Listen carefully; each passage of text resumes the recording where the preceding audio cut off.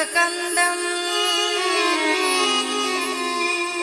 परब्रह्मलिङ्गं भजे पाण्डुरङ्गम् वसुदेवसुतं देवं कंसचाणूरमर्दनं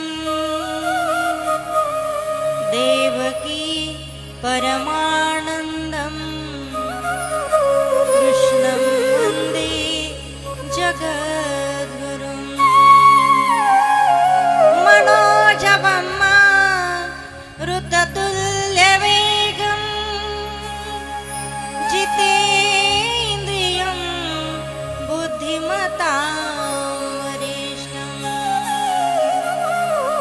वातात्मजं वानरयूथमुख्यं श्रीरामदूतं शरणं प्रपद्ये।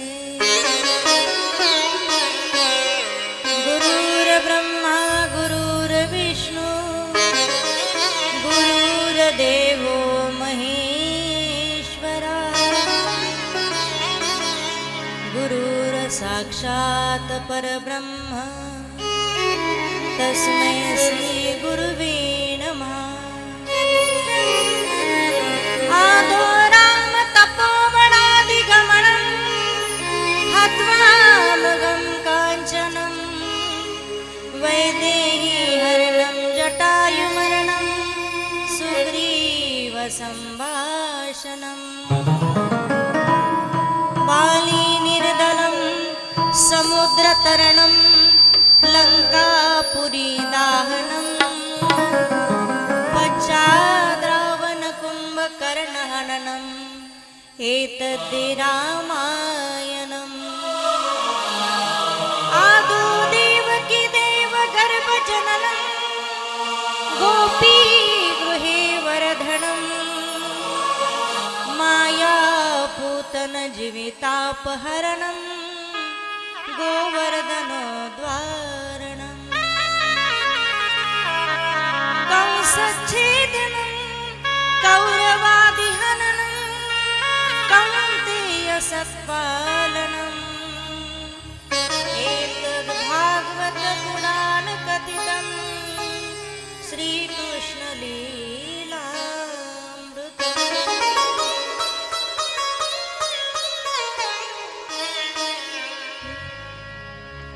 हरे राम राम राम हरे हरे हरे राम राम राम हरे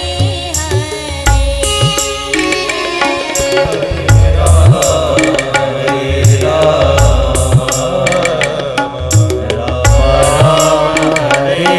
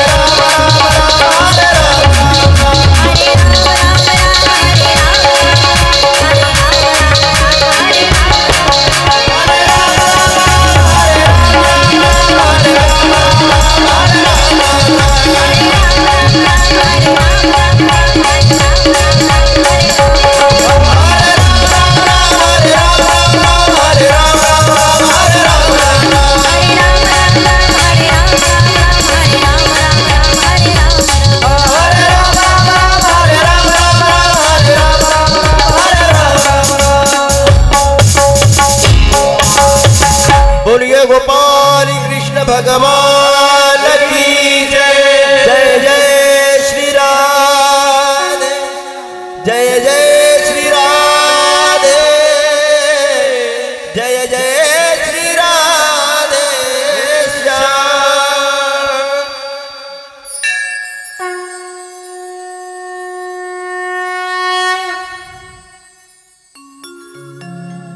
कालचा विषय आपण बघितला। कालच्या विषयामध्ये नारद महर्षींचा पुनर्जन्म, परीक्षिती राजाचा उद्धार, राजा परीक्षितीला हा शाप मिळण्याचं कारण सुभाषितकारांनी फार गोड वर्णन केलेलं आहे।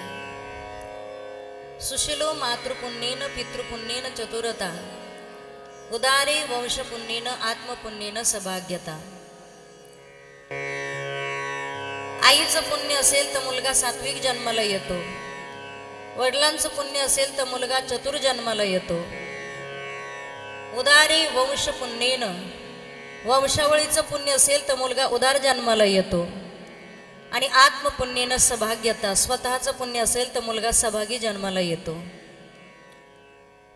वंशावळीचं पुण्य असेल, वंशावळीचं पाप असेल, आपण म्हणतो की आम्हाला पितृदोष आहे, मातृदोष आहे, अमका अमका विधी आम्हाला करायला सांगितला आहे, नारायण नागबले सांगितला, कालसर्प सांगितला, हा दोष आहे। नकळत घडलेलं पाप हे माणसाला फेडावं लागतं। राजा परीक्षितीचा आणि तक्षकाचा काही एक संबंध नव्हता। तक्षकाची दुश्मनी राजा परीक्षिती सोबत नव्हती, तक्षकाची दुश्मनी वंशावळीकडे होती, इकडे पांडवांकडे होती। परंतु ज्या वेळेला पांडवांची आणि तक्षकाची दुश्मनी, जेव्हा पांडव वनवासामध्ये असताना अरण्याला आग लावली आणि त्या अरण्यामध्ये बरेचशा प्रकारचे, कारण तक्षक हा सर्व सापांचा राजा म्हटलं तरी हरकत नाही, सर्वात मुख्य। आणि ज्या वेळेला त्या काम्यक वनामध्ये वनवासामध्ये असताना अरण्याला आग लावली गेली आणि त्या अरण्यामध्ये असणारे जेवढे काही प्रकारचे सर्प होते,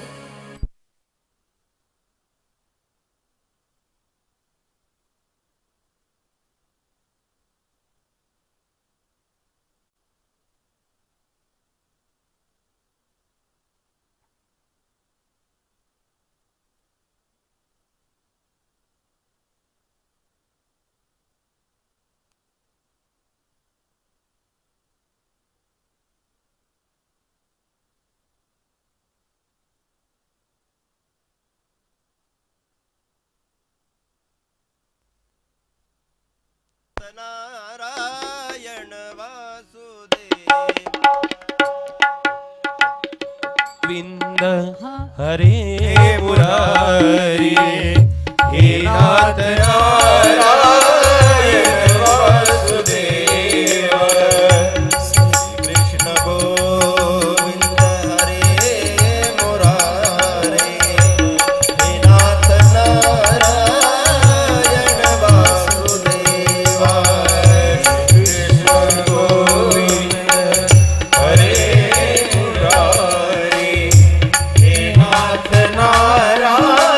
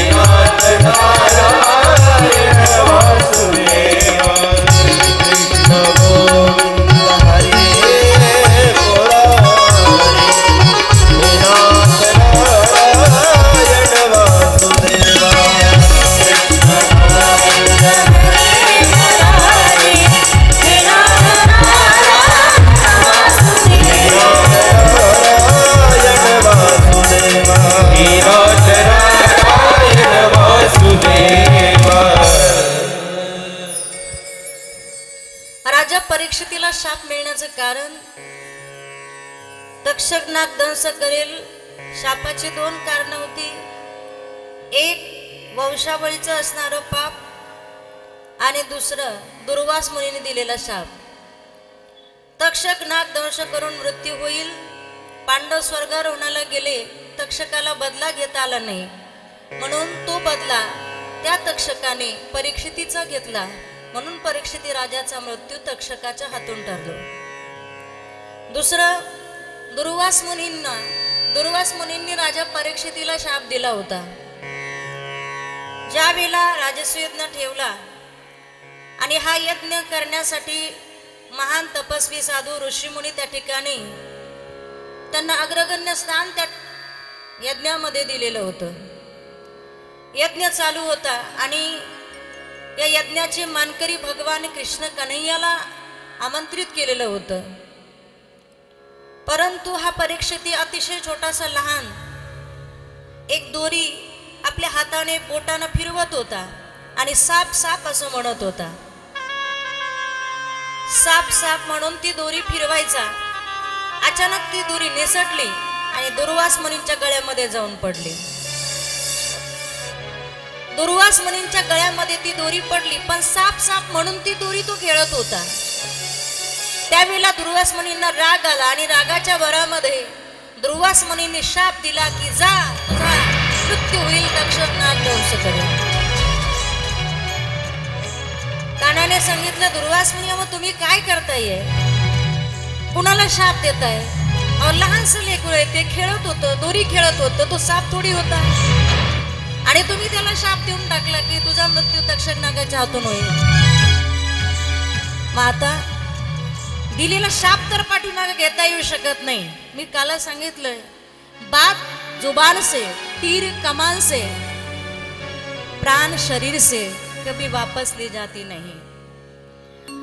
आणि ज्या वेळेला भगवान कृष्ण कान्हाने दुर्वास मुनींना विनंती केली, दुर्वास मुनी म्हटले ठीक आहे, जरी याचा मृत्यू तक्षक नागाच्या हातून होणार असेल, परंतु याचा मृत्यू 7 दिवस अगोदर कळेल. हे दुर्वास मुनींनी त्याला शाप दिला. हो शाप दिला की निदान मला वाटतं आपल्याला तर आपला मृत्यू कधी हे कळू शकत नाही. आपण कधी मरणार आहे हे सांगेल की कोणी? उद्या मरणार आहे की परवा मरणार आहे, का महिन्याने मरणार आहे, 2 महिन्याने मरणार आहे, की वर्षाने मरणार आहे, की 2 वर्षाने मरणार आहे, की 60 वर्षात मरणार आहे, की 70 वर्षात मरणार आहे, का 100 वर्षापर्यंत बसणार आहे? नाही. पराधीन आहे जगती पुत्र मानवाचा. जीवासवे जन्मे मृत्यू सोड जन्म जात. जीवासवे जन्मे मृत्यू सोड जन्म जात. दिसे भासते ते सारी विश्वनाशिवता, विश्वनाशिवत. काय शोक करिसी वेड्या, काय शोक करिसी वेड्या, स्वप्नीच्या फळांचा. पराधीन आहे जगती पुत्र मानवाचा. पराधीन आहे जगती पुत्र मानवाचा. दोष ना कुणाचा, दोष ना कुणाचा. मानवी जीवन आहे, जो जन्माला आला तो जाणार आहे, निश्चित आहे. उपजे ते नासे, नासिले पुनरपी दिसे. हे घटिका यंत्र जैसे परिभ्रमेगा. माऊली ज्ञानोबराय महावैष्णव सांगतात, जो जन्माला येतो तो जातो. जन्म शब्द एवढा महत्वाचा आहे की जन्म शब्दाची निर्मिती झाली त्याच वेळेला मृत्यू शब्दाची सुद्धा निर्मिती झाली.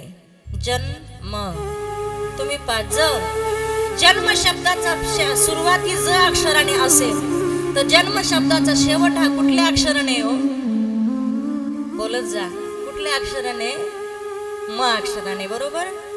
जन्म शब्दाची सुरुवात जर ज अक्षराने असेल तर जन्म शब्दाचा शेवट हा म अक्षराने निश्चित आहे. तुमच्या माझ्या जीवनात जीवनाची सुरुवात जर ज अक्षराने असेल तर शेवट हा म अक्षराने निश्चित आहे. जीवासवे जन्मी मृत्यू सोड जन्मसात दिसी भासती ती सारी विश्वनाशिवता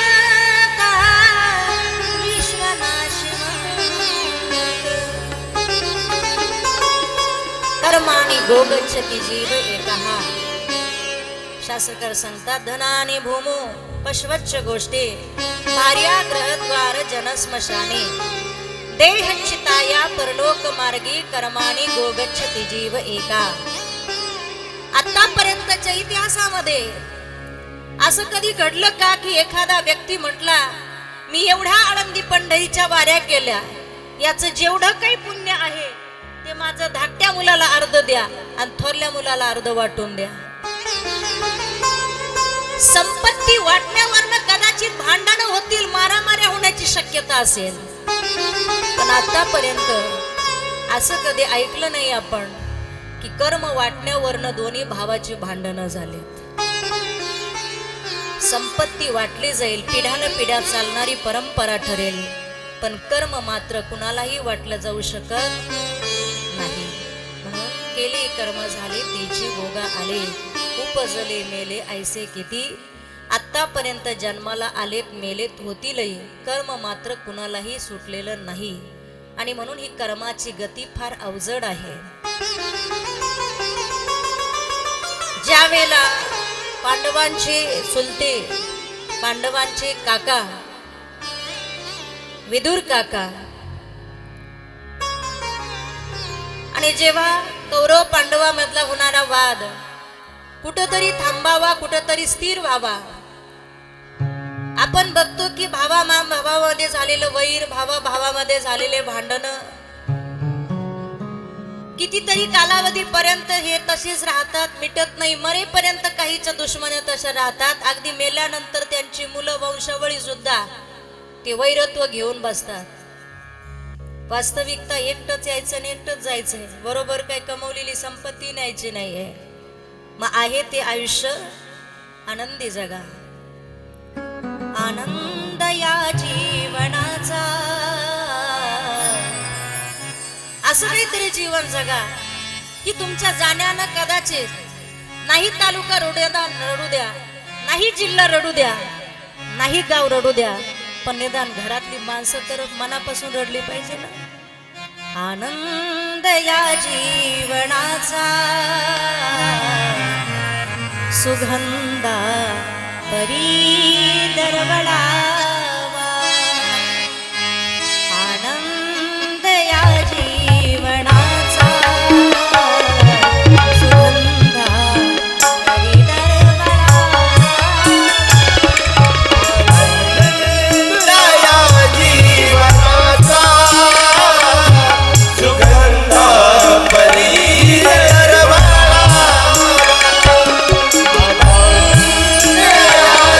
जीवनाचा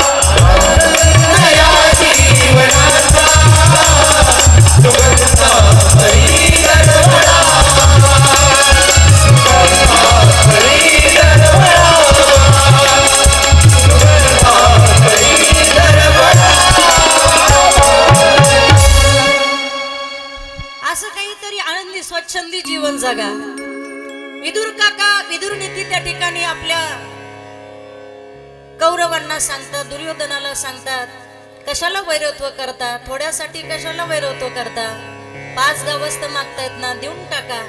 आणि मग कशाला वैरत्व करता, कशाला युद्ध करता. दुर्योधन या सर्वांना कौरवांना सांगत असताना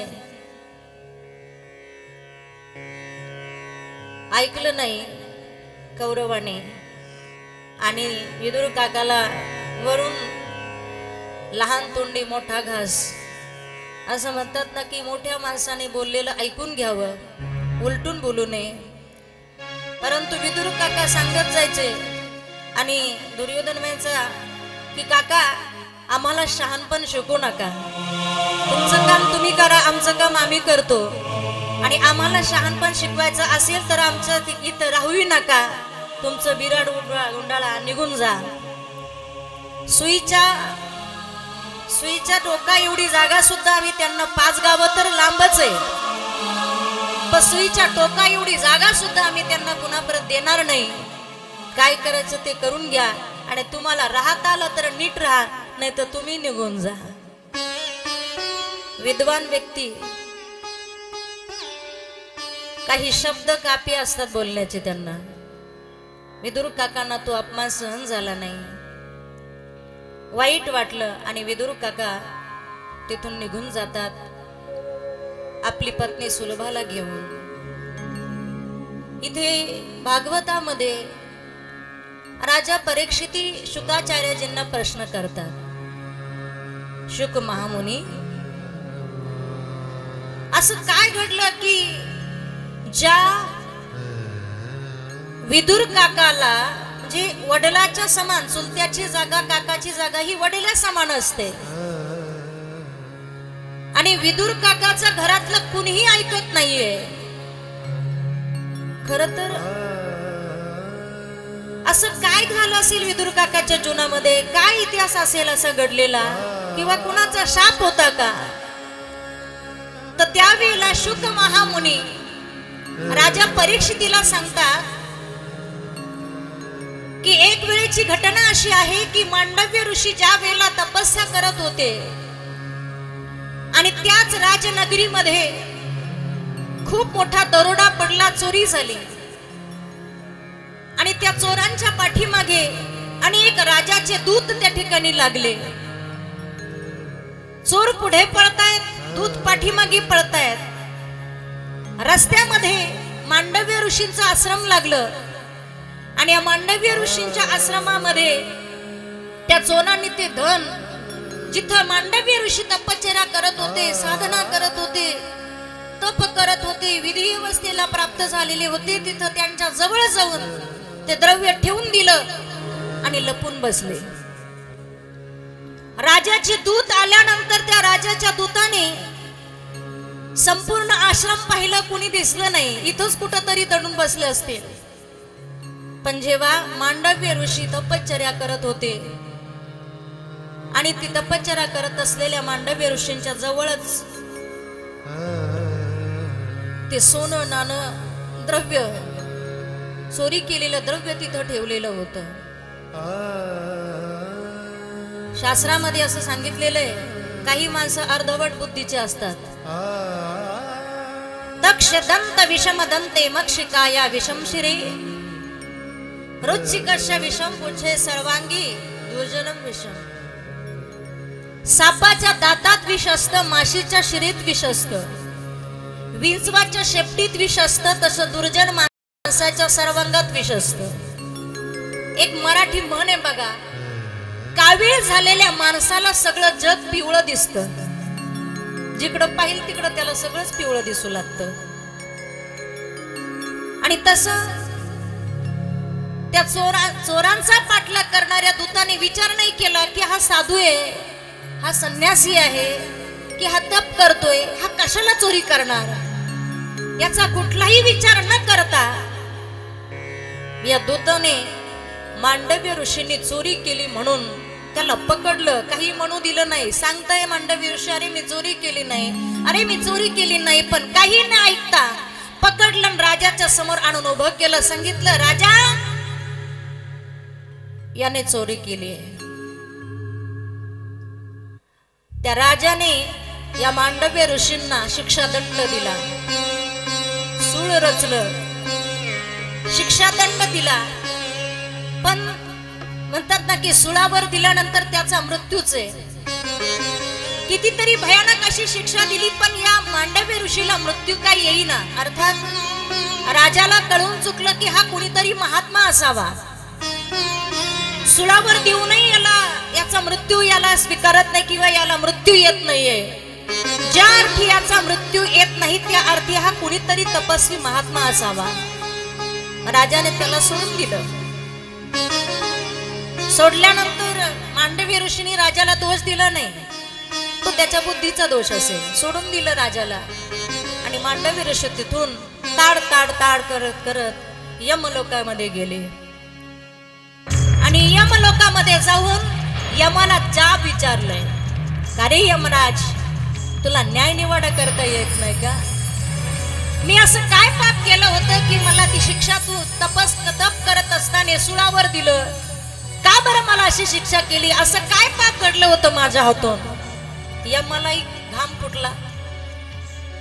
यमराज म्हटले, मांडव्य ऋषी, तुमच्या हातून लहानपणी 3 वर्षाचा असताना एक तितली असते, किडा, तितली, त्या तितलीला तुम्ही काटा टोचला होता आरपार, आणि ती शिक्षा तुम्हाला आता या ठिकाणी देण्यात आली. मांडव्य ऋषी म्हटले, वेड लागलं का तुला? तू आता यम का तुझ्या हातात न्याय निवाडा दिला म्हणून काही करू लागलास का? अरे तुला कळत नाही का? 3 वर्षाचं लेकरू हे ब्रह्मस्वरूप असतं. 10 वर्षापर्यंत त्याच्या हातून झालेलं पातक त्याला क्षमा असते. 10 वर्षापर्यंत त्याच्या हातून झालेल्या चुका त्याला माफ असतात. 10 वर्ष बालपण अवस्था येते, ब्रह्म अवस्था येते, आणि त्याच्या हातून कुठलं ना कुठलं पाप घडतच ना. पण तुम्ही पाय एखाद्या वेळेस लहान मुलं बसल्या बसल्या पटकन माशीच मारतील, कुठं काहीतरी करतील. जरी त्यांनी ते पाप केलं तरी त्या पापाचं प्रायचित्त त्यांना नसतं, ज्ञान नसतं त्यांना पाप आणि पुण्याचं.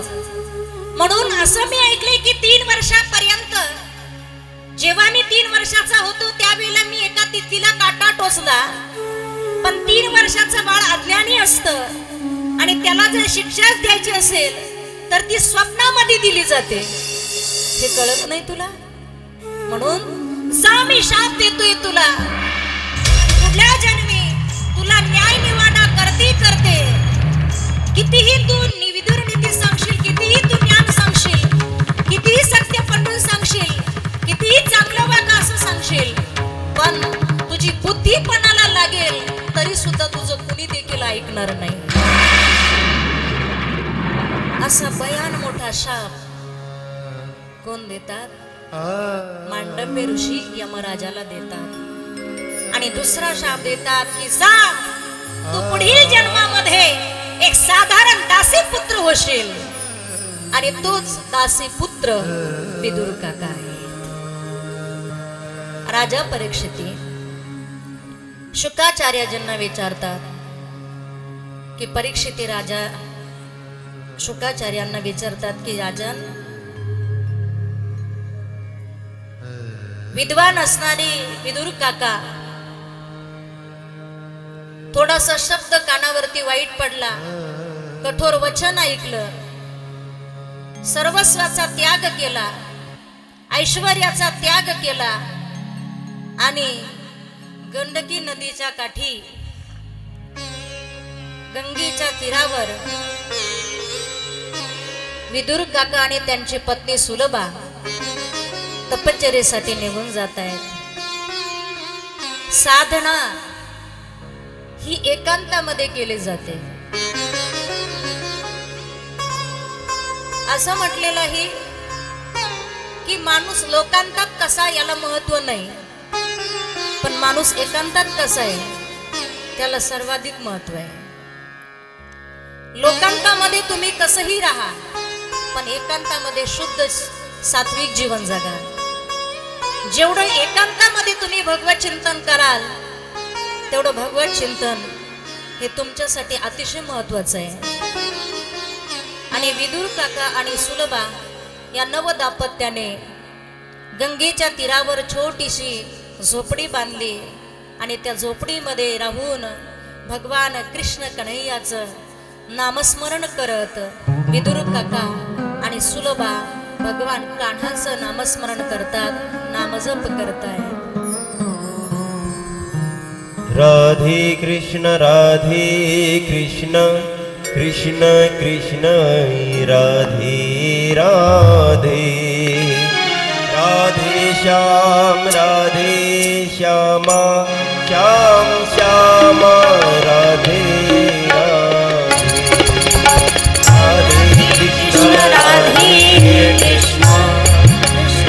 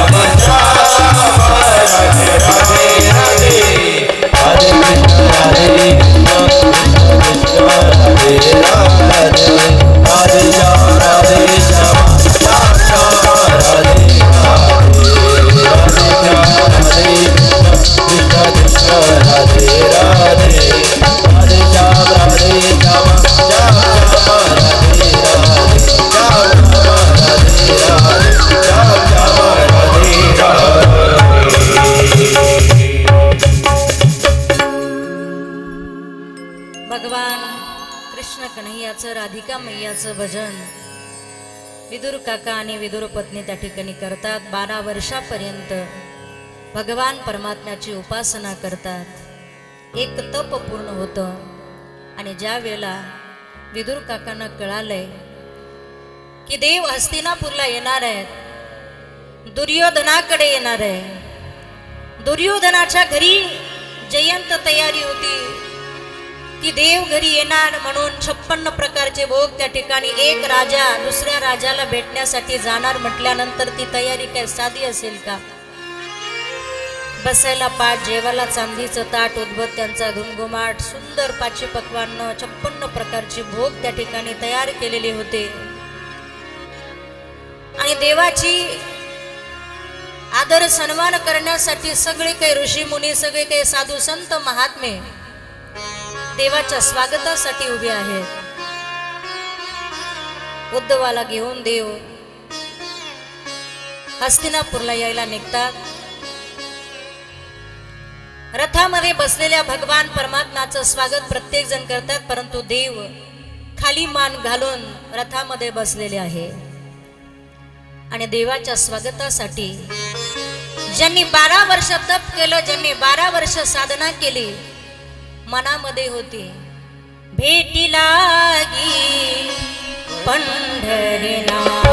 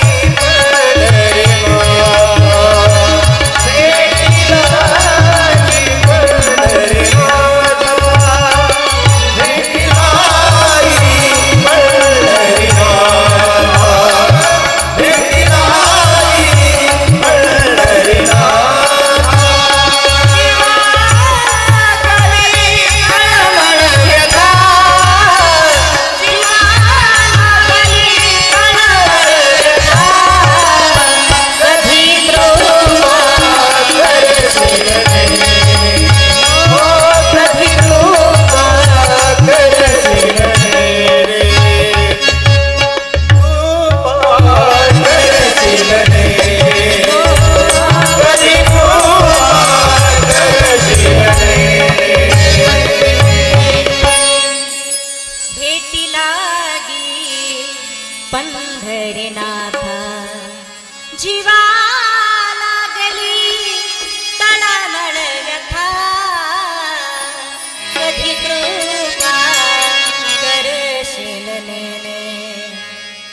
भगवान परमात्म्याची आतुरतेने वाट पाहणारे विदुर काका, विदुर पत्नी मनामध्ये इच्छा होती की देवाने आपल्या घरी यावं. विदुर पत्नी विदुर काकांना म्हणतात का हो जगाचा मालक भगवान परमात्मा, तुम्ही ज्याची भक्ती करता, नामस्मरण करता, तो देव येईल का आपल्याला भेटण्यासाठी? विदुर काका विदुर पत्नीला म्हणतात, अगं तू वेडी आहेस, देवाच्या स्वागताची तयारी जयत चालू आहे आणि आपल्या गरीबाच्या झोपडीमध्ये देव कशी येतील? शिनले रे माझे मान, शिनले माझे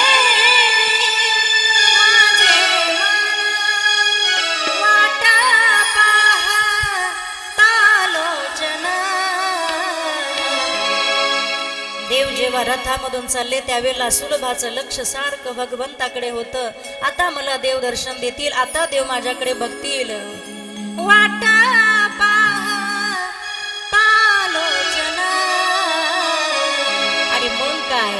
कधी कृपा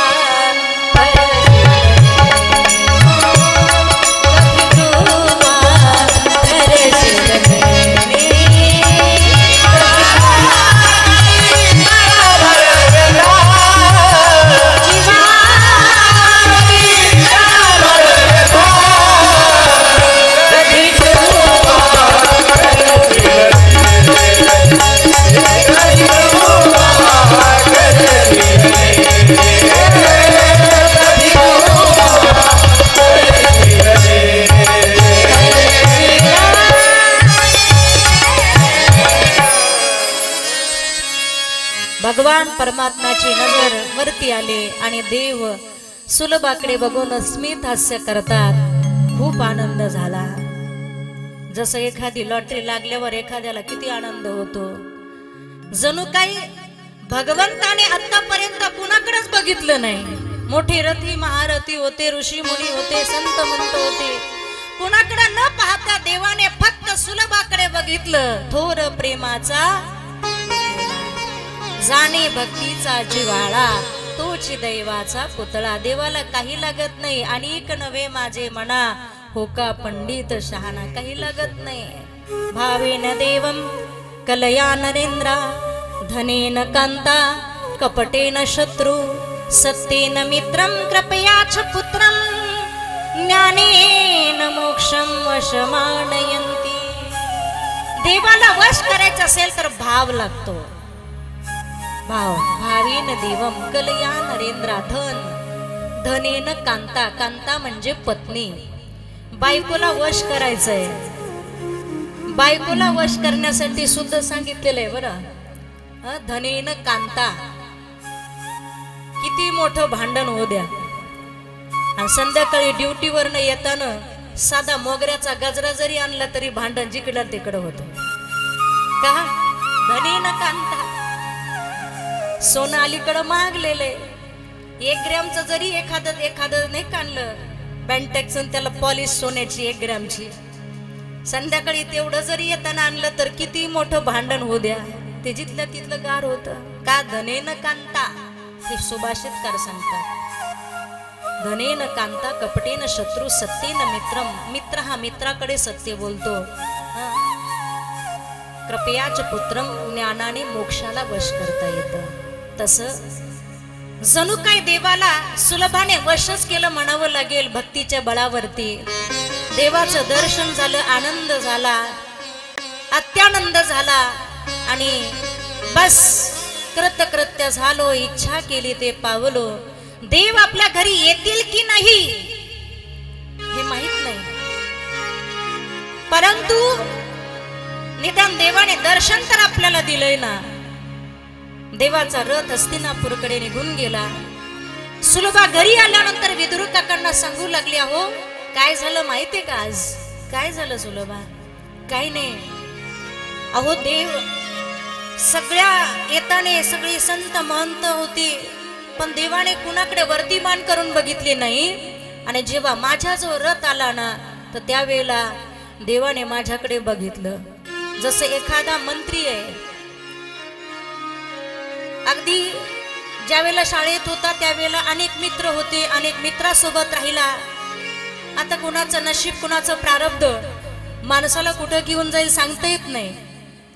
कुणी शिक्षक होतं, कुणी शेती करतं, कुणी मंत्री होतं, एकाच वर्गातले विद्यार्थी, आणि त्याच्यातला मंत्री झालेला हा. आणि जेव्हा एका गावामध्ये मित्राच्या गावात आल्यानंतर त्याने सगळ्या गर्दीतून आपल्या मित्राला पाहिलं, आणि मित्राकडे पाहिल्यानंतर अतिशय मनातून आनंद झाला, आणि स्मित हास्य त्या मित्राकडे पाहून केलं. जसं आनंद त्या मित्राला मंत्र्याकडे पाहिल्यानंतर नाही, तर आपल्या मित्राकडे पाहिल्यानंतर झाला, तसा आनंद भगवान परमात्म्याने आपल्याकडे पाहिला आणि स्मित हास्य केलं. आनंद तो विदुर काकांना सुलभा सांगत होती, देवाने माझ्याकडे बघितलं हो, आणि देव हसले माझ्यासोबत. हस्तिनापूरकडे गेले, येतील का देव आपल्याकडे? सुलभा काही काय म्हणतेस, कसे येतील देव? हस्तिनापूरला गेल्यानंतर देवाचा आदर सन्मान झाला. तिथे गेल्यानंतर जेवणाच्या अगोदर देवाने अट टाकली दुर्योधनाकडे, दुर्योधना तू 56 प्रकारचा भोग आज या ठिकाणी केलेला आहे, पण हे जेवण घेण्याच्या अगोदर माझी विनंती आहे तुला, मी जे सांगतो ते तुला ऐकावं लागेल. कशाला वैरत्व करता? 5 गावं मागताय ना, देऊन टाका. कशाला भांडण करता? कशाला युद्ध करता? देव सांगायला लागल्यानंतर दुर्योधन म्हटला, तुला याच्यासाठी नाही बोलवलं, तुला पाहुणचारासाठी बोलवलेलं आहे. मग जे करायचं पाहुणचार कर आणि निघून जा, आमच्या कोणाच्या उचापती करू नकोस. वाईट वाटलं देवाला. मी 4 गोष्टी चांगल्या सांगायला गेलो. अरे जसं आपल्या दाराशी एखादा अतिथी आलाय, पाहुणा आला समजा, पाहुणा आल्यानंतर जर तुम्ही पाहुण्याला या बसा, पाणी देऊ का, अगोदर चहा घेता का, नाश्ता करता का, जेवण 1 तासाने करू, एवढं जरी म्हणालात तरी त्याचं पोट भरतं. प्रवास कसा झाला, काही त्रास तर नाही झाला ना प्रवासामध्ये, एवढं तर बोला. पण दारात आलेल्या पाहुण्याची साधी विचारपूसही केली नाही. उलट त्याच्यासोबत हसण्याऐवजी जणू काही भरपूर दुःखाचा डोंगर याच्यावर कोसळलेला आहे. असं जर पाहायला लागलं तर येणाऱ्या पाहुण्याला असं वाटतं आपण आलो म्हणजे काहीतरी ओझच झालं याला, मग नको राहायला इथे. ते पाहुणा चहा सुद्धा घेत नाही. अतिथी देवो भव.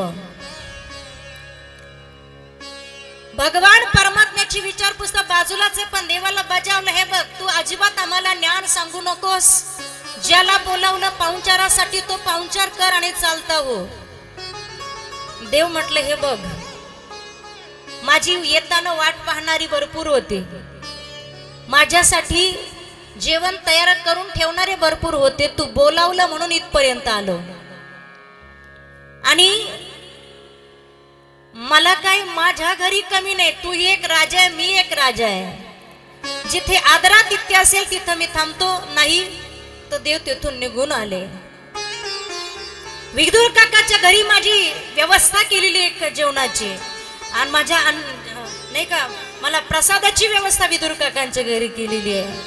म्हणून देव उद्धवाला घेऊन विदुर काकांच्या झोपडीकडे निघतात.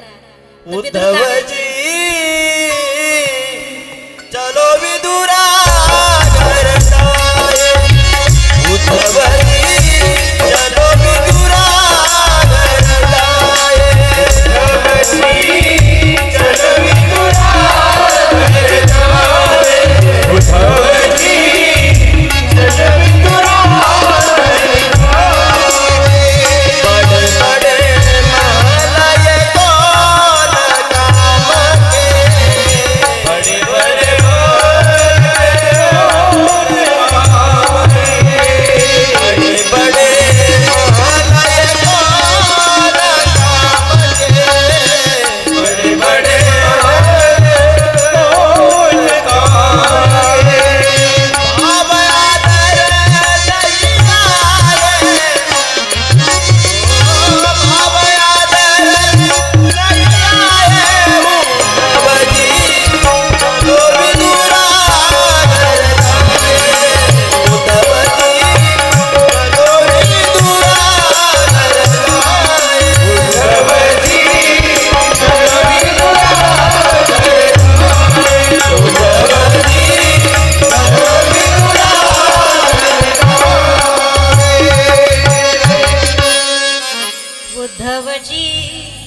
चल विदुरा घर जाए. उद्धवजी ज्या घरामध्ये भगवत चिंतन नाही, नवी कृपा दोदक कर्दमाणी दवेद शास्त्रोध्वनी गर्जिताने स्वाहास्वधाकार विवर्जिताने स्मशाने तुल्याने गृहाणी ताने. ज्या घरामध्ये देवकार्य नाही, चांगले विचार नाही, भगवत चिंतन नाही, त्या घरातलं अन्न अन्न नाही, तर त्या घरातलं अन्न म्हणजे विष आहे. नाही खायचं आपल्याला 5 पक्वान्नाचा 56 प्रकारचा भोग. आणि देव विदुर काकाकडे येतात. मेवा मिठाई नाही कामाची, नाही कामाची. मेवा मिठाई नाही कामाची, नाही कामाची. देव विदुर काकांच्या दाराला ठोकतायत. विदुर काका म्हणून हाक मारतायत, काकू हाक मारतायत. पण भगवान परमात्म्याच्या भजनामध्ये मग्न असलेले विदुर काका आणि सुलोभा काही भान नव्हतो. असो ऐसा कोठे आठवची नाही, देहीच विधी भोगू दशा. आणि ज्याने बंदी खाण्यातल्या एवढ्या कड्या कुलूप उघडले, त्याला एक कवड काय उघडता येणार नाही का? उघडलं देवाने. आणि ते दार उघडून भगवान परमात्मा येतात. चुलीवरती एका हंड्यामध्ये कण्या शिजत ठेवलेल्या होत्या, वरती झाकण ठेवलेलं होतं. भूक लागलेल्या देवाने जवळ गेले आणि ते झाकण काढलं. कण्या होत्या, ते झाकण खाली पडलं, त्याचा दणकण आवाज झाला. तेव्हा विदुर पत्नी शुद्धीवर आल्या. पाहतात कुठला बोका आला. आला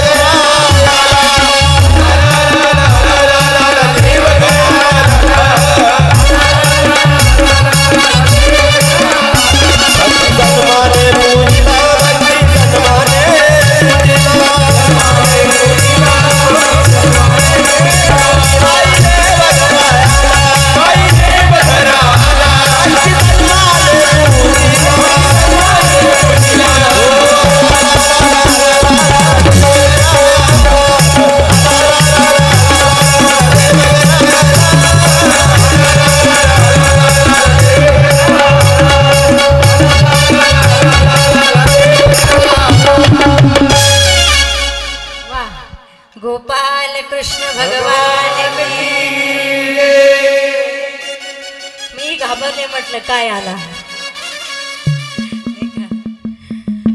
सुलबाई घाबरली, अरे बापरे कोण आलं, बोका आला की काय. पाहिलं पाठीमागे वळून तर भगवान परमात्मा जाने नाही का नमो विश्वरूपा विष्णू माय बापा अपरामोपा पांडुरंगा अपरामोपा पांडुरंगा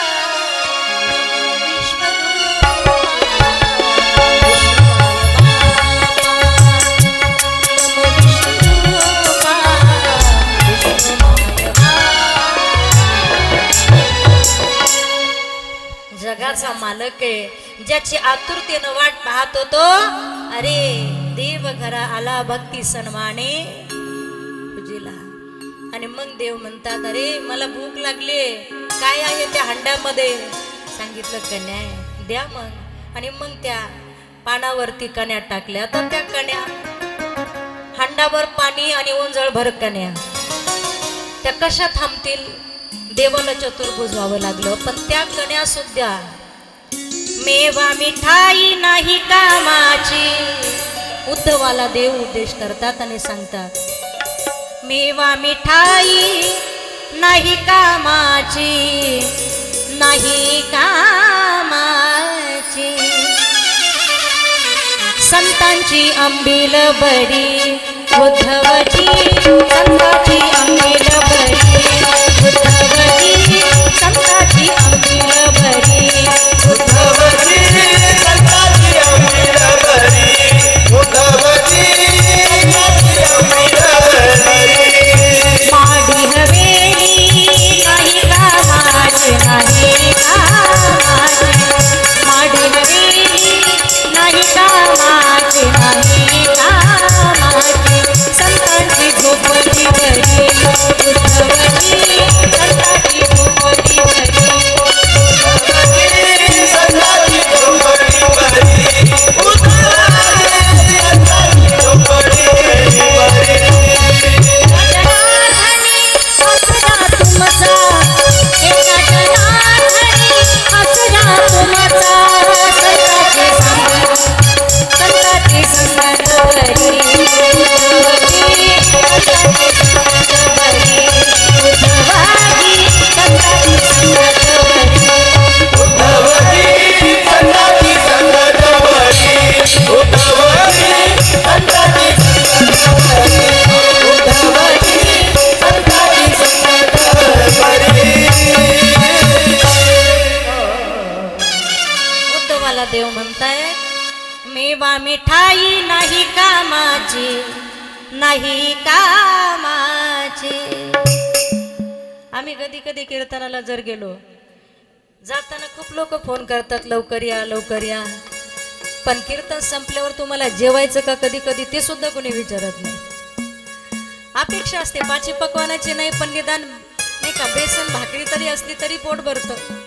पण ते सुद्धा कुणी विचारत नाही. त्याची किंमत तेव्हा कळते आम्हाला. मेवा मिठाई नाही कामाची, नाही कामाची. तेव्हा पाची पकवान नको वाटतं.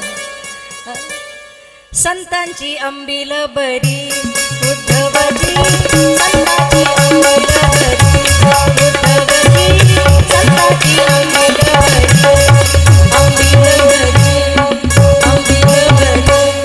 मग सकाळचा शिळा डबा संध्याकाळी 12 वाजेला कीर्तन संपल्यावर खावा लागतो.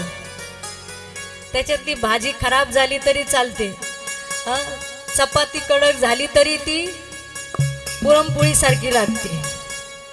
कारण पोट आहे, हे पेट बडा बाका. त्याला पाहिजे ना अन्न, हे उदरनिर्वाहासाठी पाहिजे. मेवा मिठाई नाही कामाची, संतांची झोपड, संतांची अंबिल बरी. माडी हवेली नाही कामाची, संतांची झोपडी बरी. एका जनार्दनी आसरा तुमचा, संतांची संगत बरी. आणि भगवान परमात्मा ज्या वेळेला विदुर काकांच्या घरी हंडाभर पाणी, दरदरीत पाण्या माझी रांधलेल्या कण्या, त्या कण्या खातात आणि तृप्तीचा ढेकर त्या ठिकाणी देतात. आणि खरं तर भगवान परमात्म्याचं चतुर्भुज स्वरूप त्या ठिकाणी त्या स्वरूपाचं दर्शन विदुर काका आणि सुलभाला झालं. कारण कन्या 2 हातानं आवरणाऱ्या नव्हत्या, त्या चपळ होत्या आणि त्या कन्या चतुर्भुज होऊन देवानं खाल्ल्या. त्या चतुर्भुज स्वरूपाचं दर्शन विदुर काका आणि सुलभा याला त्या ठिकाणी झालं आणि त्यांनी आपला देह भगवान परमात्म्याने विचारलं, विदुर काका काय मागायचं तुम्हाला मागा, काय इच्छा आहे तुमची? विदुर काका म्हटले काही नाही मागायचं देवा, एक मागू देशील का? हो दिलं समज. काही नाही, बालपणी गोकुळामध्ये ज्या लीला तुम्ही केल्यात ना देवा त्या मला बघायच्या आहे, बस एवढंच मागणं आहे. आपल्याला जर देव प्रसन्न झाला असता, होणार तर नाही म्हणायला पण झालंच तर नाही का, अजून मला नाही झाले, कोणालाच नाही झाले, तुम्हाला कसं होणार? कदाचित देव जर आपल्याला प्रसन्न झाले तर तुम्ही देवाक काय मागालो? मला नातू दे, मला पंतू दे, माझं हे स्वप्न पुरं होऊ दे, माझं हे इलेक्शन जिंकून येऊ दे, काहीतरी नाही का. आपण मोकळा येत नाही कधीच. एकच नारळ घेऊन जातो 10 रुपयाचं, पण त्या 10 रुपयाच्या नारळात देवाला किती गुंडाळतो आपण. हे दे, ते दे, ते दे, हे दे, हा नवस करेल, ह्या देवाला नवस करेल, सेंदरी हंदरी दैवते. हा मंगळवार आला की आईचा जोगवा मागेन, लगेच तिकडं फिरतो. म्हणजे प्रत्येक वेळेला मागण्याची आस पाहे मुगाकडे, मागावं काय हे सुद्धा काही वेळेला संताकडे शिकण्यासारखं आहे. बरं, एकाने भगवान भोलेनाथाची तपश्चर्या केली. भोळा दैवत भगवान भोलेनाथ लवकर प्रसन्न होणार. ते म्हटलं वरमृही तुला काय मागायचं माग. तो म्हटलं काही नाही, चिंचाची झाडं 1 कोट आणि 1 कोटी झाडाच्या एका पानाची 100ची नोट. जास्त नको म्हटलं मला काही, आता हे कमी झालं वय, एवढा मोठं मागितलं तरी कमीच म्हणतोय. बरं ठीक आहे म्हणे. दुसरा त्याच्या पाठीमागे बसला, त्याला प्रसन्न झाले देव. त्याला विचारलं तुला काय मागायचंय? तो म्हटलं काही नाही. समोरच्याला काय दिलं म्हणे हे दिलं. असं मग ती झाडं तोडायची, त्या झाडांच्या फळ्या बनवायच्या, त्याची कपाट बनवायची आणि त्याला एवढा नोटा मिळणार म्हटल्यानंतर त्याला कपाट नको का? त्याच्यात त्या नोटा ठेवायच्या कपाटात आणि लॉक लावून चावीचा मालक मी. या दोघांचं पाहिल्यानंतर तिसरा त्यानंही हे चंद्रचूड मदनांतक शूलपाणी स्थाणो गिरीश गिरिजेश महेश शंभो भूतीश भीती भयसूदन मामनाथम संसार दुःख गहना जगदीश रक्षः. त्यानंही भगवान भोलेनाथांची तपश्चर्या सुरू केली. जटाटवी ज्वल ज्वल प्रवाह पावितस्थले देवलंबलंबितं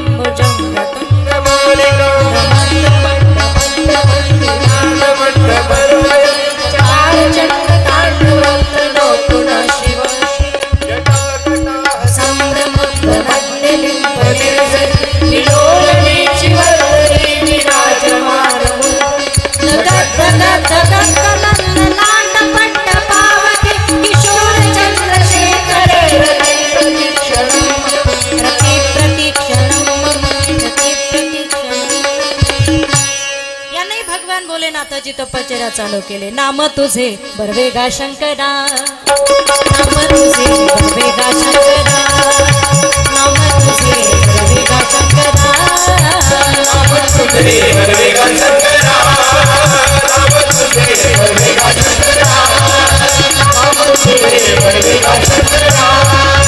हर हर बरवेगा हर हर बरवेगा शंकरा शंकरा शंकरा.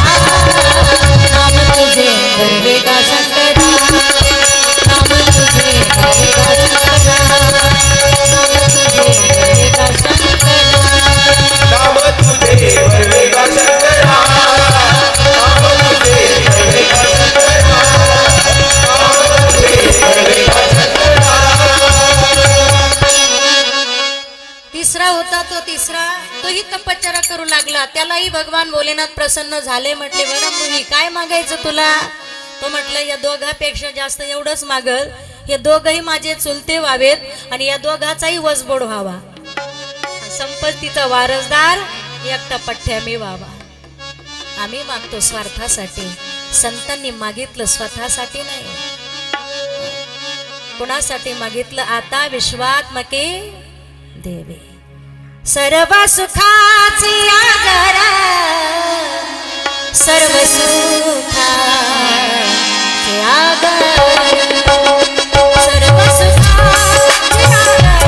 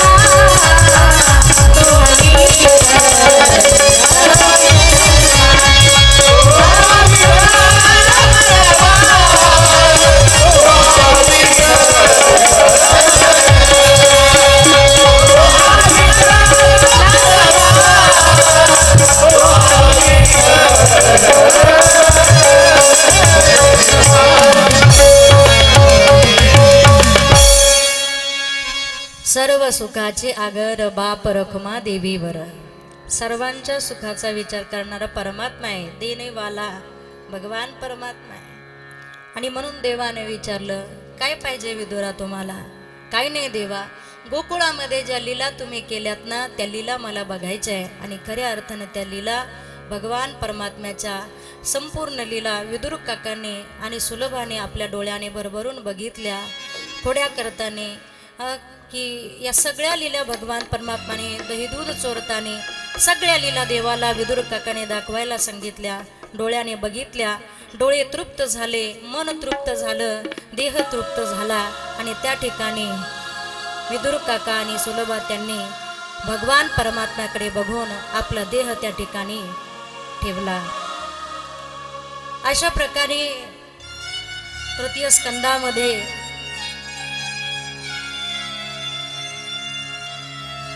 कश्यप आणि दिती विदुर काकाची कथा आलेली आहे. दितीपासून राक्षस जन्माला येतात, आदितीपासून देव जन्माला येतात.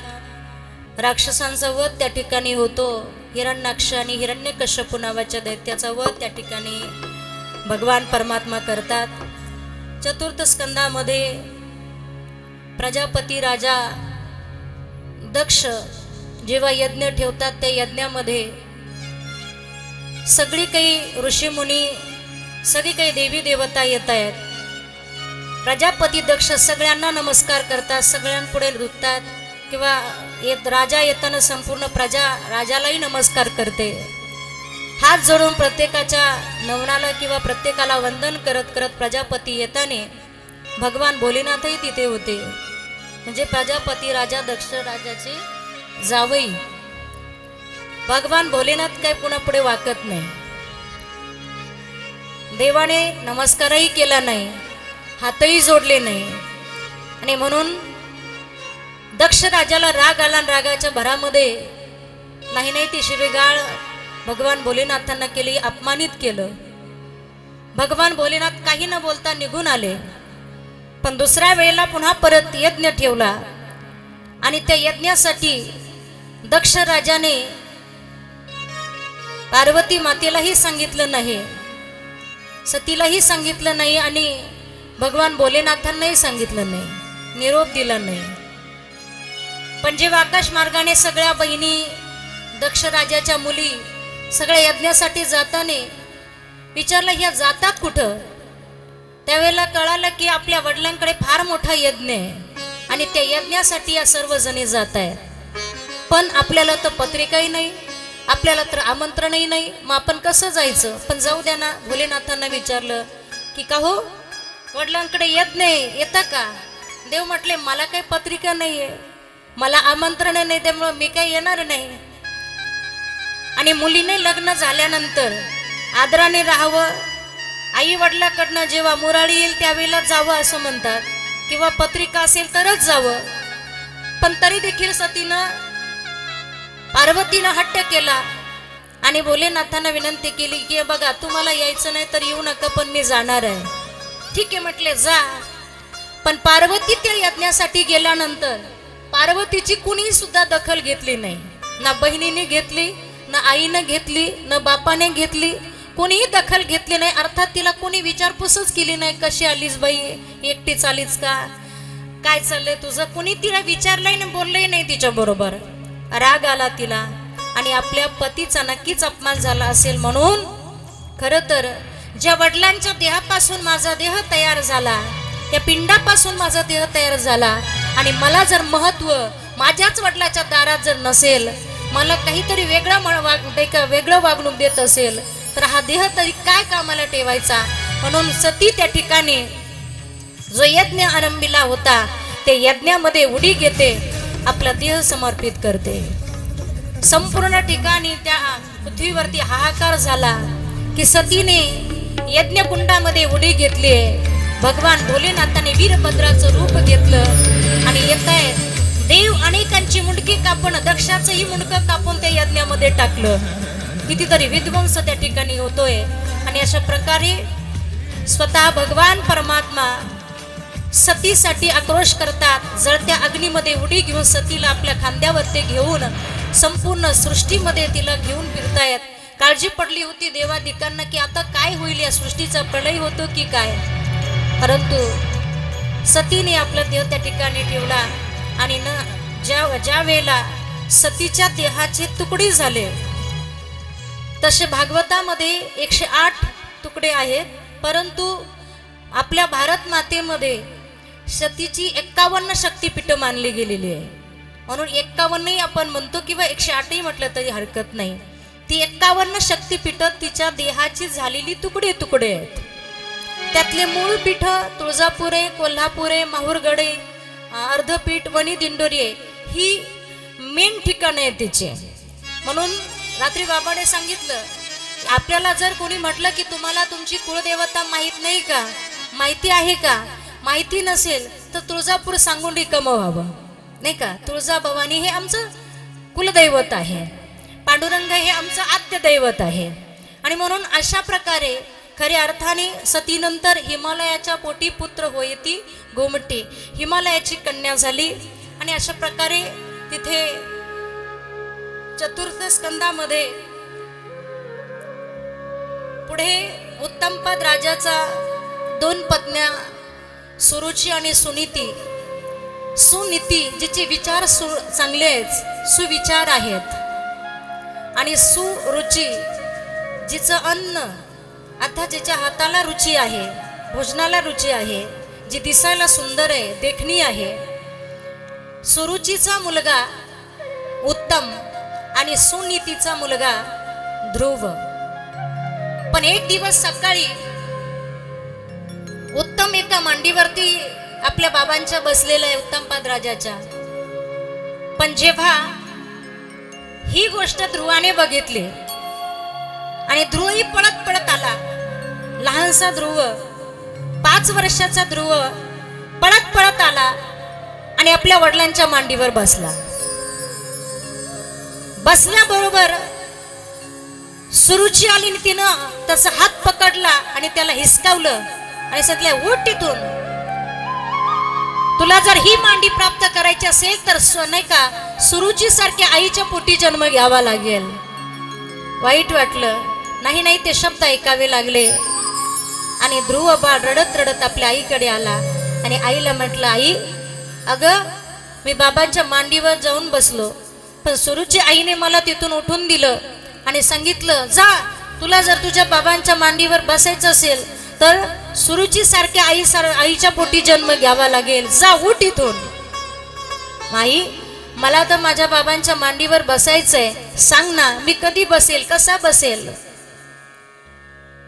आई सात्विक सुविचारी होती, चांगल्या विचाराची होती. सुशिलो मातृपुण्येन पितृपुण्येन चतुरता.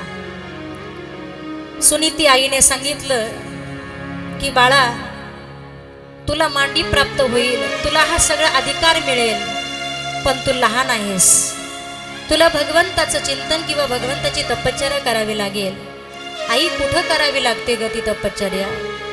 बाळा, ती अरण्यामध्ये करावी लागते, जंगलामध्ये करावी लागते, वनामध्ये करावी लागते. होईल का तुझ्याकडनं? हो आई, करील मी तपश्चर्या. परंतु बाळा, जाताने नम्रतेपूर्वक ज्या आईनं तुला मांडीवरनं बसायचं बसून उठवलं, त्या आईला सुद्धा कमीपणा देऊ नकोस. कारण मातृशक्ती या जगाच्या इतिहासामध्ये फार मोठी शक्ती आहे. जरी ती तुझी सावत्री आई असेल, पण तरी देखील तू तिलाही नमस्कार कर. माझा जरी नमस्कार करत असशील ना, तर सुरुची आईचाही नमस्कार कर आणि मग तू तपश्चर्येसाठी जा. ध्रुव बाळाने सुरुचीचा नमस्कार केला, ध्रुव बाळाने सुनीती आईचा नमस्कार केला आणि तपश्चर्या करण्यासाठी निघालाय. पण मनामध्ये एकच ध्यास होता की मला मांडीवर बसायचंय, मला देव प्राप्त करून घ्यायचंय, मला देवाचं दर्शन झालं पाहिजे. एकच हट्ट धरला होता, एकच धरला पती आम्ही रुक्माईच्या, एकच धरला चित्ती आम्ही रखुमाईच्या पती. अंतकरणामध्ये तेवढीच एक भावना होती की भगवंताचं दर्शन मला व्हावं आणि खरं तर मला माझ्या बाबांच्या मांडीवर बसायला मिळावं. रस्त्यामध्ये नारद महर्षींची भेट झाली आणि नारद महर्षींनी बघ या ध्रुव बाळाला विचारलं, कुठं चाललास? काही नाही, तपश्चर्या करायला चाललोय, देवाची तपश्चर्या करायला चाललोय, देवाला प्राप्त करायचंय, मला देवाचं दर्शन घ्यायचंय मला, आणि देवाचं दर्शन घेऊन मला मांडी मिळवायची आहे, माझ्या बाबांची अढळ पद मिळवायचंय. आणि मग ध्रुव बाळाला नारद महर्षी सांगतात, अरे नामाशिवाय देव प्राप्त होत नाही. जर तुला देवाची तपश्चर्या करायची असेल तर तुला जप करावा लागेल. आणि तो जप कोणता आहे? ओम नमो भगवती वासुदेवाय. ओम नमो भगवती वासुदेवाय. वासुदेवाय प्रभु वासुदेवाय. वासुदेवाय प्रभु वासुदेवाय. वासुदेवाय प्रभु वासुदेवाय.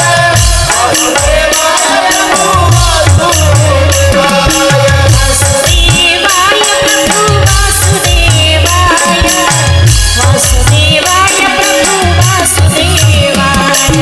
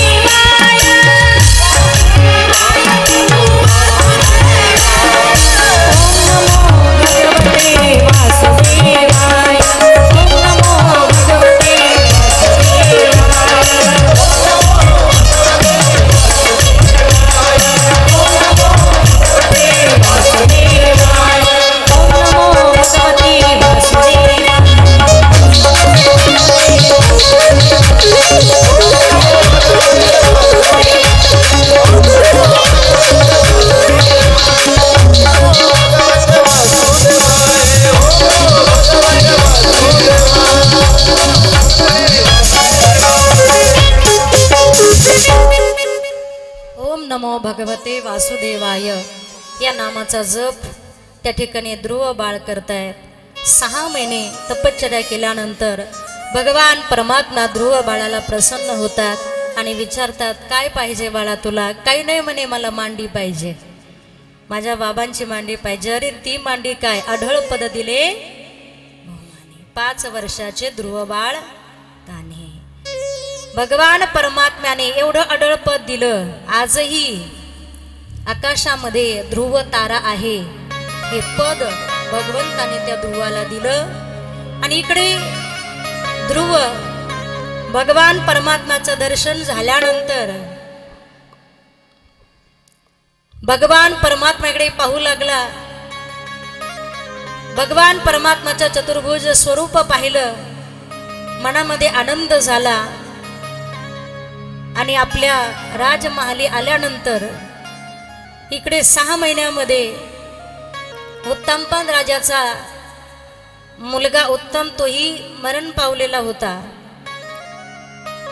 उत्तमपद राजाने ध्रुव बाळाला, कारण 6 महिने ज्याने एका नामाचा जप केला, वाणी शुद्धी ज्याला आपण म्हणतो, ती वाणी शुद्ध झाली, देह शुद्ध झाला. कारण 5 वर्षाच्या मुलाकडनं झालेली ती साधना आहे. मोठ्या व्यक्तीसाठी कालावधी जास्त सांगितलेला आहे. 6 महिन्याच्या कालावधीमध्ये ध्रुव बाळाने भगवान परमात्म्याला प्रसन्न करून घेतलं. एवढी ताकद ज्या भगवान परमात्म्याच्या कथेमध्ये किंवा भगवान परमात्म्याच्या नामस्मरणामध्ये आहे. आणि म्हणून उत्तमपद राजाने ध्रुव बाळाला आढळपद अर्थात आपलं सिंहासन, आपली राजगादी, आता याच्यावर मी काय कामाला बसायचं, म्हणून स्वतः राजाने स्वतःच्या हाताने राज तिलक ध्रुव बाळाला लावलंय. आणि तोच वंश राजधानीचा कीर्तन अर्थात राजघराण्याचा पुढे जाऊन प्रियव्रत राजापर्यंत येतो. प्रियव्रत राजा हे ध्रुव बाळाची काका. प्रिय आणि व्रत, प्रिय म्हणजे आवडणार आणि व्रत जो व्रत आवडीनं करणारा, कुठलंही काम असेल ते चांगलं आवडीनं करणारा तो प्रियव्रत राजा. आणि या प्रियव्रत राजाची परंपरा, जे ध्रुवाची परंपरा, नंतर प्रियव्रत राजा प्रियव्रताचा मुलगा परंपरा ऋषभदेवापर्यंत. ऋषभदेवाचा मुलगा राजा जडभरत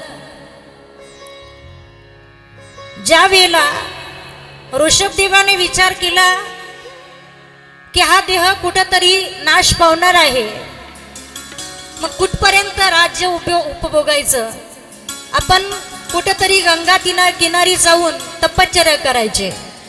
ऋषभदेवाने सगळा राजकारभार जडभरताकडे दिला, भरत राजाकडे दिला आणि स्वतः साधनेसाठी निघून गेले.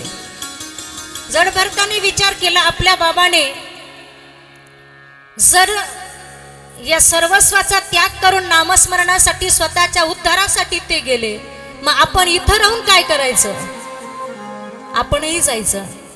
आणि म्हणून जडभरत त्या ठिकाणी साधनेसाठी गंडकी नदीच्या काठी किनाऱ्यावरती तपश्चर्या करतायत, नामस्मरण करतायत. श्रीकृष्ण गोविंद हरी मुरारे, नारायण हे नारायण या नामाचा जप, श्रीकृष्ण गोविंद हरी मुरारे या नामाचा जप करत करत, परंतु काही साधना करत असताना, जसं आपण जर देवपूजा करत असलो आणि ती देवपूजा करत असताना कदाचित आपल्याला एखादं काम आठवलं तर माणसं सगळे देव एका जागेवर ठेवतात आणि जे काम करायचं ते काम करून येतात. पण पहिलं जे करायचं आपल्याला, जी साधना करायची आहे, नाही महाराज सांगतात ना, देवच एकानं देवच फेकून मारलं म्हटलं, कुत्र्याला देव नाही का, तसं व्हायला नको. कारण जैसे ज्याचे कर्म तैसे फल देतो ईश्वर. गंगेच्या तीरावरती आपण बघा नर्मदा परिक्रमा वगैरे लोक करतात. नर्मदा परिक्रमा करण्यासाठी गेलेली लोक भाग्यवान असतात. 6 महिने परिक्रमा करायला, पायी परिक्रमा करायला, कुणी 3 महिन्याची करतं, 4 महिन्याची करतं, कुणी 6 महिन्याची करतं. जबरदस्त साधना आहे त्यांची. सबिंदू सिंधू शुष्कल रंग भंग रंजितम दिशसु पाप जात जात कारी वारी संयुतम कृतांत दुःख काल भूत भीतिहारी वनमदे तुझीय पाद पंकजम नर्मदे. कुणी गाडीने करतं 6 दिवसाची, 10 दिवसाची.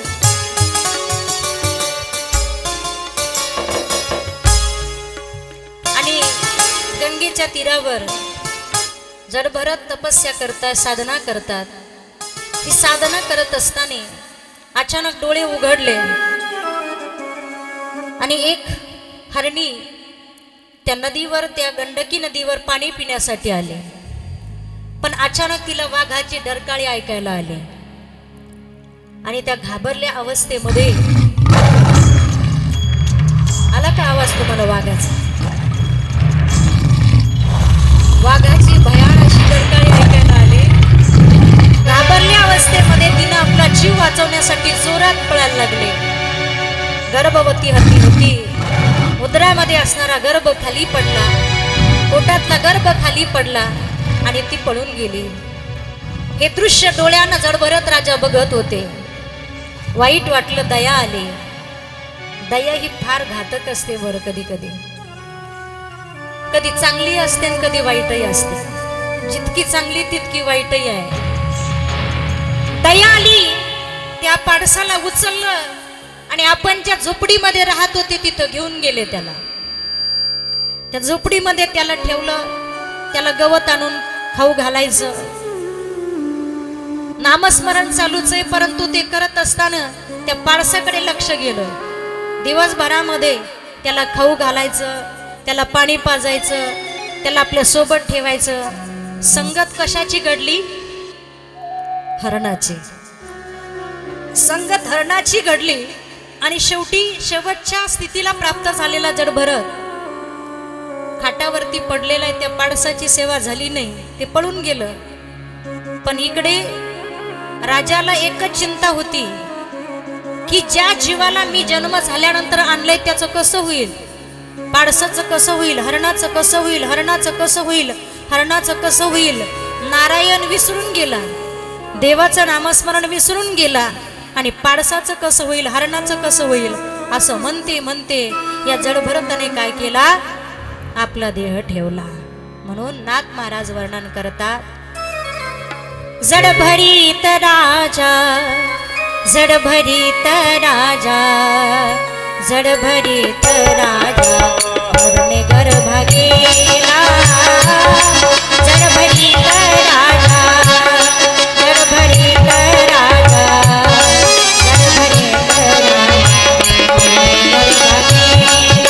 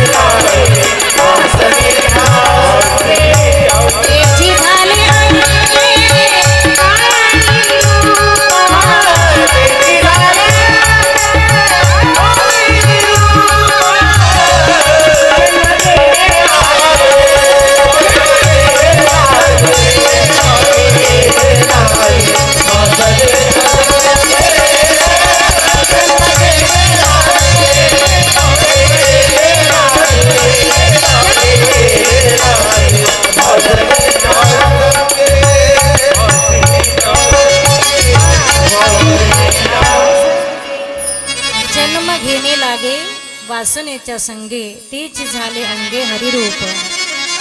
शेवटी दुसरा जन्म जडभरत राजाला हरणी गर्भा जावं लागलं आणि त्या जन्मामध्ये ज्या नदीच्या किनाऱ्यावर तपस्या केली त्या नदीच्या किनाऱ्यावर हरणीच्या जन्मामध्ये येऊन तो चारा खाण्यासाठी आला. तिथं आल्यानंतर मागच्या जन्माची आठवण त्याला झाली की हे ठिकाण मी पाहिल्यासारखं आहे.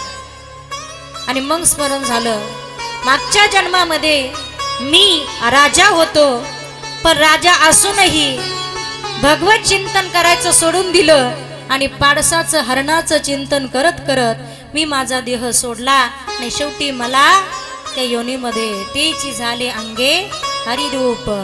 जन्म घेणे लागे वासनेच्या संगे तेची झाले अंगे हरिरूप. मला हरणीच्या गर्भात. पण पशु पक्षी म्हणतात ना की पशु काय पाप पुण्य जाणती, उत्तम मध्यम भोग भोगिती. पशु पक्ष्यांमध्ये भोग आहे, योग नाही. पशु पक्ष्यांमध्ये बंद आहे, मोक्ष नाही. पशु पक्षी तुम्हाला कधी गाताना दिसले का, नामस्मरण करताना दिसलेत का? त्यांना पुण्य करता येत नाही. मग याने विचार केला, या हरणीच्या जन्मामध्ये येऊन माझा उपयोग काय, मी धड देवाचं चिंतन करू शकत नाही. आणि मग त्याने तिथे आपला देह त्या गंगेच्या तीरावर ठेवला. दुसरा तिसरा जन्म या जडभरताचा ब्राह्मण कुळामध्ये झाला. आई वडील जन्मताच मरण पावले, भावंडांनी सांभाळ केला. आणि परंतु एवढा विद्वान होता, ब्राह्मण कुळामध्ये जन्माला आल्यामुळं उपजताच ज्ञान होतं. की चातुर्य लपवी महत्व हरवी पिसेपण मिरवी आवडूने. खर तर एवढी विद्वत्ता असूनही कुणाला आपली विद्वत्ता दाखवत नव्हता. पण एक वेळेला एवढा विद्वान असणारा हा जडभरीत राजा जेव्हा रहुगण राजाची स्वारी त्या रस्त्यानं जात होती आणि या रहुगण राजाच्या स्वारीचा एक भालदार अर्थात रथ धरणारा डोली धरणारा थकला. म्हणून हा दिसायला सुंदर धिप्पाड म्हटलं याला आपण डोली धरायला घेऊ. ती डोली धरायला घेतल्यानंतर हा एवढा विद्वान होता की आपल्या पायाखाली नकळत कुठल्या जीवाची हत्या होऊ नये. मुंगी म्हणा काही म्हणा म्हणून प्रत्येक पाऊल हा जपून टाकायचा. आणि हळूवार पाऊल टाकलं की ती पालखी ती डोली हिंदळायची ती हलायची आणि त्याचा त्रास आतमध्ये बसलेल्या रहुगण राजाला व्हायचा. रहुगण राजाला त्रास झाल्यानंतर मोठ्यानं राजा त्या प्रधानजीला किंचाळला की कारी कोण आहे माझी डोली धरणारा असा की मला त्रास होतोय. त्यावेळेला जडभरीत राजा सांगितलं की हा पालखीचा किंवा या डोलीचा चालक आपण बदलवलाय. विचारलं त्याला मला बघू द्या. बघितलं तर त्यावेळेला त्याला विचारलं तू कोण आहेस. एवढा विद्वान असणारा जडभरीत राजा त्याने आपली विद्वत्ता खरं तर जरी दाखवली नाही परंतु त्याने सांगितलं की मी मागच्या जन्मामध्ये जड हरिण होतो. त्याच्या अगोदरचा जन्म माझा जडभरताचा होता आणि आता मी जडभरीत राजा आहे. परंतु तू एवढा जर ज्ञानी आहे. राजा रहुगणाने विचारलं जर तुला तुझं मागचे 2 जन्म आठवत असतील तर मी माझ्या मागच्या जन्मात कोण होतो अगोदर कोण होतो. त्यावेळेला या जडभरीत राजांना सांगितलं की मागच्या जन्मामध्ये तुम्ही हरिण होता आणि मी राजा होतो. परंतु तुमचे कितीतरी जन्म हरणीचे होते. तुम्हाला संगत संताची झाली संगत एका साधूची झाली. नामस्मरण तुमच्या कानावरती पडलं आणि या नामस्मरणाची ताकद फक्त एकच जन्म हरणीचा तुम्हाला मिळाला आणि दुसरा जन्म तुम्हाला आज राजाचा मिळतोय. एवढी ताकद या संत संगतीमध्ये आहे. म्हणून माऊली ज्ञानोबाराय म्हणतात संतांची संगती मनोमार्ग गती आकळावा श्रीपती येणे पंते. एकदा हाताने टाळी आणि मुखाने थोडं 2 मिनिटं भजन करा.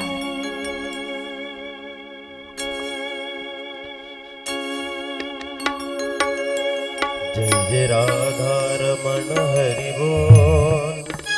जय जय राधारमण हरि बोल.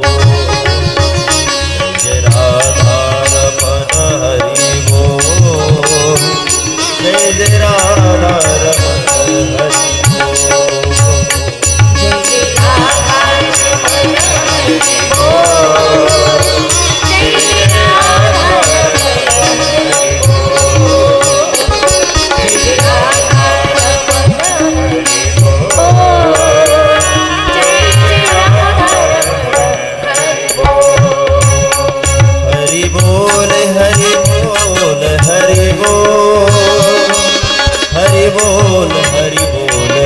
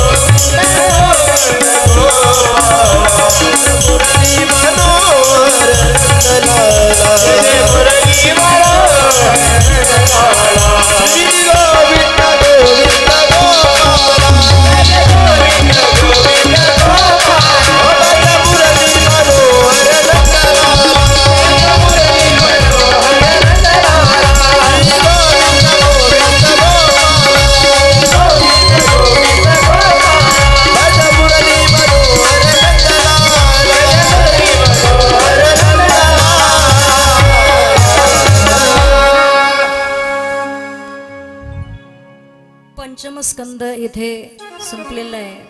गोपाल कृष्ण भगवान की जय. षष्टम स्कंदामध्ये अजामिळ आख्यान सांगितलेलं आहे, परंतु आपली वेळ 5 मिनटं, कारण 12 आहे, तसं पण लेट सुरू होतं म्हणून 12:30ला आपण संपवतो रोज. अजामिळ आख्यान आहे, 2 मिनिटामध्ये आपण अजामिळाची कथा संपवू, कारण सप्तम स्कंदामध्ये उद्या आपल्याला जायचं. अजामिळ हा अति काशीमधला ब्राह्मण आहे, परंतु ब्राह्मण जरी असेल त्याचे विचार वाईट आहे. पापी ब्राह्मण आहे. एका वेश्येसोबत लग्न केलं आणि कोणी संत असेल तर त्याचा धिक्कार करणारा हा अजामिळ ब्राह्मण. एक वेळा घरी काही साधू संत महात्मे आले आणि या साधू संत महात्म्यांनाही हा बोलला.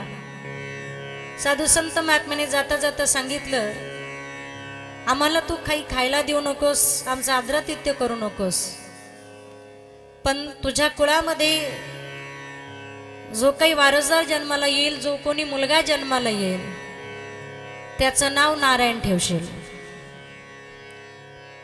आणि अजामिळाच्या अजामिळाच्या कुळामध्ये भगवान नारायण जणू काय नारायण मुलगा जन्माला आला आणि त्या मुलाचं नाव अजामिळाने नारायण ठेवलंय. पाप केलं, दारू प्यायचा, मांस खायचा, जुगार खेळायचा, पाप स्वतः केलं, पण नाव मुलाचं नारायण ठेवलं. कुठलंही काम करायचं असेल, नारायण इकडे नारायण तिकडे, हे कर ते कर. शेवटच्या अवस्थेमध्ये जेव्हा हा जडभरत राजा धरणीला पडलेला होता, त्यावेळेला आपल्या मुलाची आठवण काढली आणि त्याला हाक मारू लागला. परंतु मुलाला हाक मारली नारायण म्हणून, पण जगाचा मालक त्या ठिकाणी धावून आला आणि खऱ्या अर्थाने त्या अजामिळाचा उद्धार झाला. म्हणून नामे ठाव दिला वैकुंठासी. नाम तुझे रे नारायणा, थोडी पाषाणाला पाणा. नाम तुझे रे, नाम तुझे रे, नाम तुझे रे नारायणा.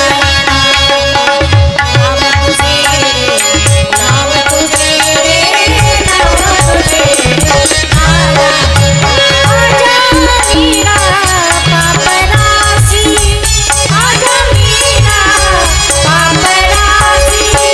होईला देवा वैकुंठासी, होईला देवा वैकुंठासी, तोहिलेला वैकुंठासी, तोहिलेला वैकुंठासी.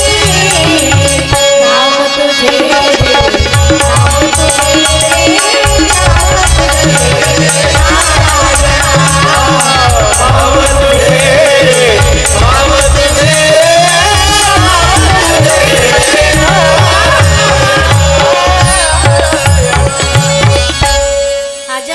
पापराशी, नामे ठाव दिला वैकुंठाशी. एवढी ताकद ज्या भगवान परमात्म्याच्या नामस्मरणामध्ये आहे. आणि ही नामसमरूपी गंगा खऱ्या अर्थाने आपल्या या प्रवरामय्याच्या काठावरती असणाऱ्या अगस्ती महाराजांच्या कृपेचं असणारं छत्र. आणि आपल्या जीवनामध्ये आम्हा तुम्हा सर्वांना 7 दिवस या कथेचा किंवा 7 दिवस या ज्ञानामृताचा लाभ आम्हा सर्वांना तुम्हा सर्वांना मिळतो आहे.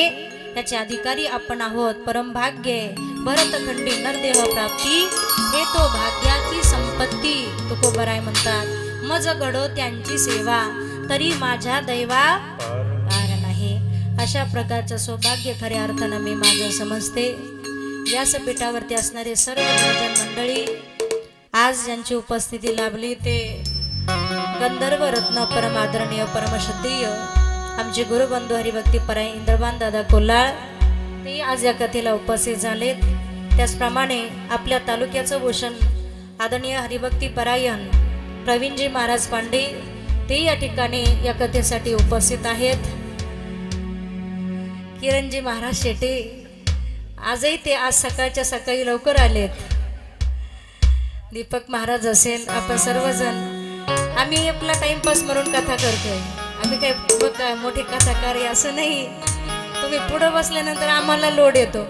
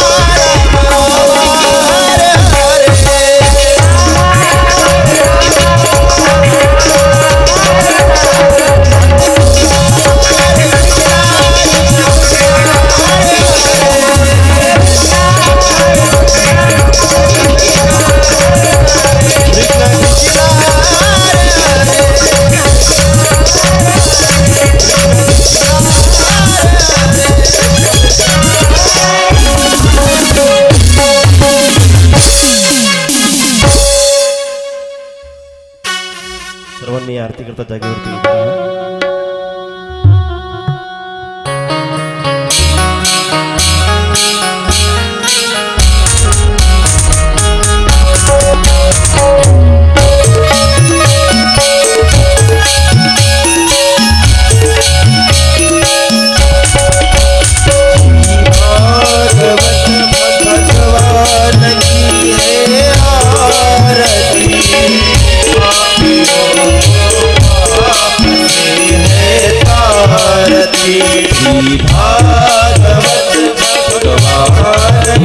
उभे राहा.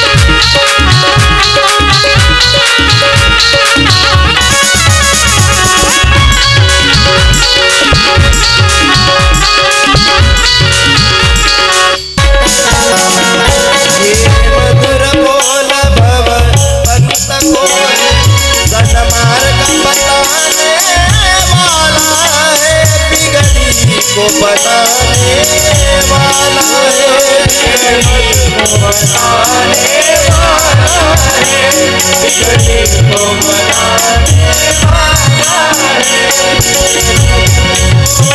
भव पंथ घोर सन्मार्ग बताने वाला है, बिगड़ी को बनाने वाला है। राम यही घनश्याम यही, सिया राम यही घनश्याम यही, प्रभु के महिमा की आरती। पापियों को पाप से है तारती, भागवत भारती है आरती। पापियों को पाप से है तारती, पापियों